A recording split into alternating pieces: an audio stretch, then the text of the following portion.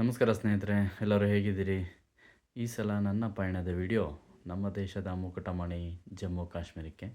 Family ಸಮೇತ ಎಲ್ಲ ಜಮ್ಮು ಕಾಶ್ಮೀರಕ್ಕೆ ಒಂದು 6 to 7 ಡೇಸ್ ಹೋಗೋಣ ಅಂತ ಪ್ಲ್ಯಾನ್ ಮಾಡ್ದೋ. ಬ್ಯಾಂಗ್ಳೂರ್ ಟು ಕಾಶ್ಮೀರ್ ಬುಕ್ ಮಾಡ್ದೋ. ಬಟ್ ತುಂಬ ಕ್ರೌಡ್ ಇರೋದ್ರಿಂದ ನಮ್ಗೆ direct Bangalore to Kashmir flight ಸಿಗಲಿಲ್ಲ. ನಾನು ಅದಕ್ಕೋಸ್ಕರ ಜಮ್ಮುಗೆ ಬುಕ್ ಮಾಡಿ ಜಮ್ಮುವಿಂದ ಆಫ್ ರೋಡಲ್ಲಿ ಹೋಗೋದು, ಲೋಕಲ್ ಸೈಟ್ ಸೀನ್ಸ್ ಎಲ್ಲ ನೋಡ್ಕೊಂಡು ಹೋಗೋಣ ಅಂಥೇಳಿ ನಾವು ಇಮಿಡಿಯೇಟ್ ಜಮ್ಮುಗೆ ಲ್ಯಾಂಡ್ ಆಯಿತು ನಮ್ಮ ಫ್ಲೈಟು. ದೆನ್ ಅಲ್ಲಿಂದ ಒಂದು ಪಯಣ ರೋಮಾಂಚನವಾಗಿತ್ತು. ಅಲ್ಲಿಂದ ಹೊರಟು ನಾವು ಇಮಿಡಿಯೇಟ್ ಟನೆಲ್ ಆ್ಯಕ್ಸಸ್ ಪಡಿಬೇಕಾಯಿತು. ಯಾಕೆಂದ್ರೆ ಜಮ್ಮು ಟು ಕಾಶ್ಮೀರ ಹೋಗಬೇಕು ಅಂದರೆ 4 to 5 hours ಜರ್ನಿ. ಅಲ್ಲಿ ಹೋಗ್ತಾ ಈಚ್ ಆ್ಯಂಡ್ ಎವ್ರಿ ಟೆನೆಲ್ಸಲ್ಲಿ ಇದ್ದದ್ದು ಲೈಟಿಂಗ್ ವ್ಯವಸ್ಥೆ 24x7 ಫೋರ್ಸಸ್ಗಳಿರುತ್ತೆ. ಸೆಂಟ್ರಲ್ BSF ಫೋರ್ಸಸ್ಗಳಿರುತ್ತೆ. ಎಮರ್ಜೆನ್ಸಿ ಎಕ್ಸಿಟ್, ಎಂಟ್ರಿ, ಏನಾದರೂ ಸ್ವಿಫ್ಟ್ ಆ್ಯಕ್ಸಸ್ ಬೇಕು ಅಂದರೆ, ಎಮರ್ಜೆನ್ಸಿ ಕಾಲಿಂಗ್ ಬೇಕು ಅಂದರೆ ಎಲ್ಲ ವ್ಯವಸ್ಥೆ ಚೆನ್ನಾಗಿತ್ತು. ಆಮೇಲೆ ವ್ಯಾಲೀಸ್ಗಳೆಲ್ಲ ಕೆಳಗಡೆ ನೋಡಿದ್ರೆ ನೀರು, ಪರ್ವತಗಳು ಮೇಲ್ಗಡೆ ಎಲ್ಲ. ವೆಹಿಕಲ್ ನಮ್ಮದು ಹೋಗ್ತಿರೋದು ಸ್ವಲ್ಪ ವೇರಿಯೇಷನ್ಸ್ ಆದರೂ ಕೆಳಗಡೆ ನೀರೊಳಗಡೆ ಹೋಗ್ಬಿಡ್ತೀವಿ, ಇಲ್ಲ ಗುಡ್ಡದಿಂದ ಬಿದ್ದೋಗ್ತೀವಿ.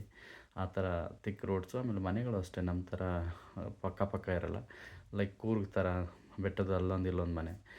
ಎಲ್ಲಿ ಕಣ್ಣು ಹಾಯಿಸಿದ್ರು ಸಾಸಿವೆ ಗಿಡಗಳು, ಎಲ್ಲೋ ಕಲರ್ ಕಾಣಿಸ್ತಾ ಇರೋದೆಲ್ಲ ಸಾಸಿವೆ ಗಿಡಗಳು.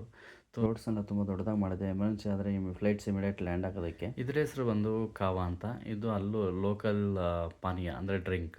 ನಾವೇಗೆ coffee, tea south Indians usually use ಮಾಡ್ತೀವಿ. ಅಲ್ಲಿ ಚಳಿಗೆ, ಆ ವೆದರ್ಗೆ ಈ ಕಾವಾ ಅನ್ನೋದು ಬೇಕೇ ಬೇಕು.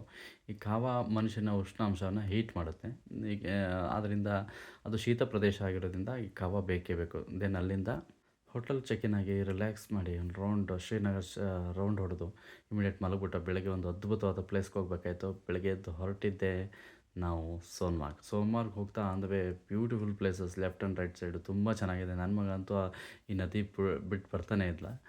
ದೆನ್ ಅಲ್ಲಿಂದ ಫುಲ್ಲು ಸ್ನೋ ತುಂಬಿರುವಂಥ ಪರ್ವತಗಳು, ಅದನ್ನು ನೋಡೋದಕ್ಕೆ ಖುಷಿ.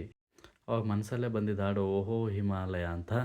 ದೆನ್ ಅಲ್ಲಿಂದ ನಾವು ಸೋನ್ಮಾರ್ಗ್ ಟೆನಲ್ಗೆ ಎಂಟ್ರಿ ಆಗಬೇಕಾಯ್ತು. ಸೋನ್ಮಾರ್ಗ್ ಟೆನಲ್ಲು ಒಂದು 4-5 ಕಿಲೋಮೀಟರ್ ಜರ್ನಿ ಆಗಿರುತ್ತೆ. ಇದು ಸೂಪರ್ ಟೆನಲ್ಲು. ದೆನ್ ಅಲ್ಲಿಂದ ಅದೆಲ್ಲ ಜರ್ನಿ ಮುಗಿಸಾದ್ಮೇಲೆ ನಾವು ಎಂಟ್ರಿ ಆಗಿದ್ದೆ beautiful place Sonamarg main entrance.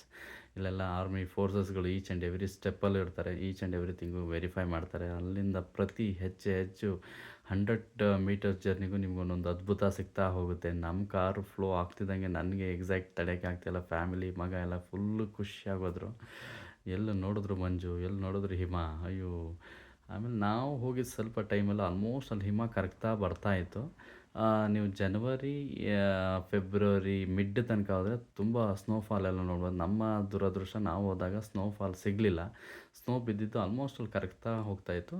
ಲಕ್ಕಿಲಿ ನಮಗೆ ಸಿಕ್ತು. ಇನ್ನೊಂದು ವಾರ ಆಗಿದ್ರೂ ನಮಗೆ ಸ್ನೋ ಸಿಗ್ತಿರಲಿಲ್ಲ.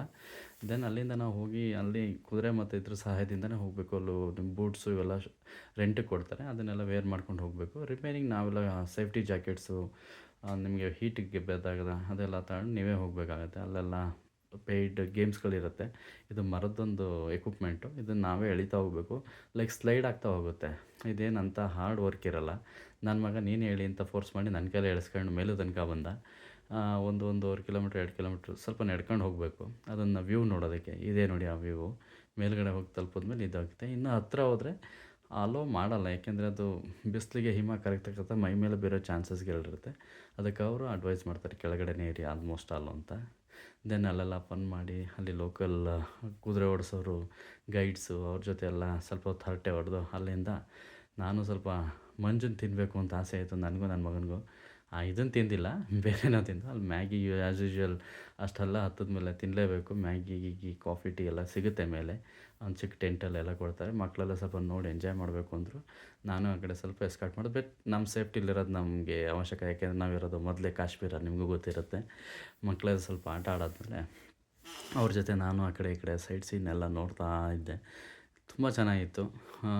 ಏಕ್ದಮೇನ ಹಸಿರು ನೋಡ್ತಿರೋರಿಗೆ ಬಿಳಿ ಬಿಳಿ ಪರ್ವತಗಳು ನೋಡಿದಾಗ ಏನೋ ಒಂಥರ ಕುತೂಹಲ. ಅಲ್ಲಿ ಹೆಂಗೆ ಬೀಳುತ್ತೆ, ಏನು ಇದೆಲ್ಲ ಹೆಂಗಾಗುತ್ತೆ, ಇವರು ಅವ್ರ ಪಕ್ಕದಲ್ಲೇ ಕೂತ್ಕೊಂಡು ನಿಮ್ಮ ಜರ್ನಿ ನಿಮ್ಗೆ ಯಾವ ಥರ ವ್ಯಾಪಾರ ನಡೆಯುತ್ತೆ, ಈಗ ಹೇಗೆ ಬರ್ತೀರಿ ಅಂತ. ಅಂದರೆ ಇಲ್ಲೇನೂ ಇಡೋಕ್ಕಾಗಲ್ಲ. ಈಚ್ ಆ್ಯಂಡ್ ಎವ್ರಿ ಐಟಮ್ ಅವರು ಕೆಳಗಡೆ ಗ್ರೌಂಡಿಗೆ ತಗೊಂಡೋಗ್ಬೇಕು. ಎವ್ರಿ ಡೇ ಎಗೇನ್ ಒಂದು 4-5 ಕಿಲೋಮೀಟ್ರು ಕುದುರೆ ಮುಖಾಂತರ ಎಲ್ಲ ಎಕ್ವಿಪ್ಮೆಂಟ್ಸು ಅಂದರೆ ಸಾಮಾನುಗಳು, ಚೇರ್ಸ್ಗಳು, ಆಮೇಲೆ ಊಟದ ಸಾಮಾನು, ಕಾಫಿ, ಟೀ ಮಾಡೋದಕ್ಕೆ ಪ್ರತಿಯೊಂದು ಎಕ್ವಿಪ್ಮೆಂಟ್, ಗ್ಯಾಸ್ ಸ್ಟವ್ಸ್ ಇರ್ಬೋದು ಎಲ್ಲನೂ ಮೇಲೆ ತರಲೇಬೇಕು. ಇಲ್ಲಾಂದರೆ ಅವರು ಸಸ್ಟೈನ್ ಮಾಡೋಕ್ಕಲ್ಲ, ಮೇಲಿಟ್ಟರೆ ಆಗಲ್ಲ ಅದು. ಅಂದರೆ ಇದೆಲ್ಲ ನಾನು ಕೇಳಿದೆ, ಸ್ನೋ ಎಲ್ಲ ಮುಗಿದಾದ್ಮೇಲೆ ಏನಿತ್ತು ಅಂತಂದರೆ ಫುಲ್ ಹಸಿರಿರುತ್ತಂತೆ. ಅವಾಗ ಕುರಿಗಳನ್ನ ಇಲ್ಲಿ ಮೇಯ್ಸೋಕ್ಕೆ ಬರ್ತಾರಂತೆ ಲೋಕಲ್ ಇವರು. ಸ್ನೋ ಟೈಮಲ್ಲಿ ಮೇಯ್ಸೋಕ್ಕಾಗಲ್ಲ, ಅವ್ರು ಅಲ್ಲೇ ವ್ಯವಸ್ಥೆ ಮಾಡ್ಕೊಂಡಿರ್ತಾರೆ. ದೆನ್ ಇದೆಲ್ಲ ಮುಗಿದಾದ್ಮೇಲೆ ನಮಗೂ ಟೈಮ್ ಆಗ್ತಾಯಿತ್ತು. ದೆನ್ ಇದೆಲ್ಲ ಇನ್ನೊಂದು ರೌಂಡ್ ವೀಡಿಯೋ ಮಾಡಿ ಖುಷಿ ಆಯಿತು. ಸ್ನೋ ಎಲ್ಲ ನೋಡಿ. ಇವರೇ ನಮ್ಗೆ ಗೈಡ್ ಇದ್ದಿದ್ದು, ಲೋಕಲ್ ಗೈಡು. ಇದೆಲ್ಲ ಫೈನಲ್ ಕ್ಲಿಕ್ಗಳೆಲ್ಲ ಮಾಡ್ಕೊಂಡು ನಾವು ಹೊರಡೋ ಸಮಯ ಆಯಿತು. ಇವರೇ ನಮ್ಮ ಡ್ರೈವರ್. ತುಂಬ ಸುಂದರವಾಗಿ ಕಾಶ್ಮೀರನ ತೋರಿಸಿದ್ರು. ಬರ್ತಾ ಒಂದು ಆನ್ ದ ವೇ ಒಳ್ಳೆ ವ್ಯೂ ತೋರಿಸ್ತೀನಿ ನೋಡಿ, ಕಾಶ್ಮೀರ ಹೇಗಿದೆ ಅಂತ. ಒಂದು ಚಿಕ್ಕ ಹಳ್ಳಿ ಇದು, ವ್ಯೂ ಇದು ನೋಡಿ. ನನಗಂತೂ ಸ್ವಿಝರ್ಲ್ಯಾಂಡ್ಗೆ ಹೋದಷ್ಟು ಫೀಲ್ ಆಯಿತು. ಆ ಥರ ಮನೆಗಳೆಲ್ಲಿದೆ. ದೆನ್ ನೈಟ್ ಊಟಕ್ಕೆ ನಾವು ಲಾಲ್ ಚೌಕ್ ಹತ್ರ ಹೋಗಿದ್ದು, ನಮ್ಮ ಸೌತ್ ಇಂಡಿಯನ್ ರಿಲೇಟೆಡ್ ಊಟ ಮಾಡೋಣ ಅಂತ. ದೆನ್ ಅಲ್ಲಿ ನೋಡಿದ ಊಟನೂ ತುಂಬ ಚೆನ್ನಾಗಿತ್ತು, ನಾಟ್ ಬ್ಯಾಡ್. ಹೋಟೆಲೆಲ್ಲ ಒಂದು ಚೆಕ್ ಇನ್ ಆಗಿ ದೆನ್ ಒಂದು ಲಾಲ್ ಚೌಕನ್ನು ವಾಕ್ ಮಾಡಿ ಏನಾರು ಅವಶ್ಯಕತೆ ಇದ್ದರೆ ಬೈ ಮಾಡೋಣ ಅಂತ ಹೋಗಿ ಲಾಲ್ ಚೌಕು ಎಲ್ಲ ತುಂಬ ಚೆನ್ನಾಗಿತ್ತು. ತ್ರಿವರ್ಣ ಧ್ವಜನ ಲಾಲ್ ಚೌಕ್ ಮೇಲೆ ನೋಡಿ ನನಗಂತೂ ಖುಷಿ ಆಯಿತು. ವಿಡಿಯೋನ ಇಲ್ಲಿಗೆ ಮುಗಿಸೋ ಸಮಯ ಬಂತು. ಮುಂದಿನ ವೀಡಿಯೋಗಾಗಿ ಲೈಕ್ ಮಾಡಿ, ಸಬ್ಸ್ಕ್ರೈಬ್ ಮಾಡಿ, ಶೇರ್ ಮಾಡಿ. Good night.